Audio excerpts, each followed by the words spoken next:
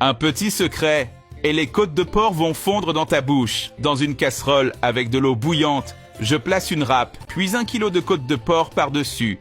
Et je verse de l'eau chaude à l'aide de cet ustensile. Dis-moi comment tu cuisines les côtes de porc chez toi. J'aimerais beaucoup connaître ta recette. À ce stade, on peut les retirer, les poser sur la table et les couper en morceaux. Et avant que je n'oublie, dis-moi de quelle ville tu nous regardes pour que je t'envoie une accolade spéciale. L'accolade d'aujourd'hui va à Élodie Martin de Toulouse, France. Je suis ravi que tu apprécies nos recettes. Ensuite, nous allons enrober chaque morceau de farine de blé. Fais cette recette chez toi et reviens me dire comment c'était. Je suis sûr que toi et ta famille allez adorer. Dans une poêle, je mets 2 cuillères à soupe de beurre et je mélange jusqu'à ce qu'ils fondent. Ensuite, j'ajoute les côtes de porc et je les fais frire des deux côtés jusqu'à ce qu'elles soient dorées. À ce stade, on peut les retirer. Dans la même poêle, j'ajoute 2 oignons coupés en tranches et je fais revenir. J'ajoute maintenant 200 g de champignons coupés en morceaux. J'assaisonne avec une demi-cuillère de poivre noir, une cuillère de sel, une cuillère de paprika, une cuillère de persil déshydraté et je mélange bien le tout. J'ajoute 3 gousses d'ail râpé et je mélange encore une fois. Nous remettons les côtes dans la poêle, une tasse de bière, couvrons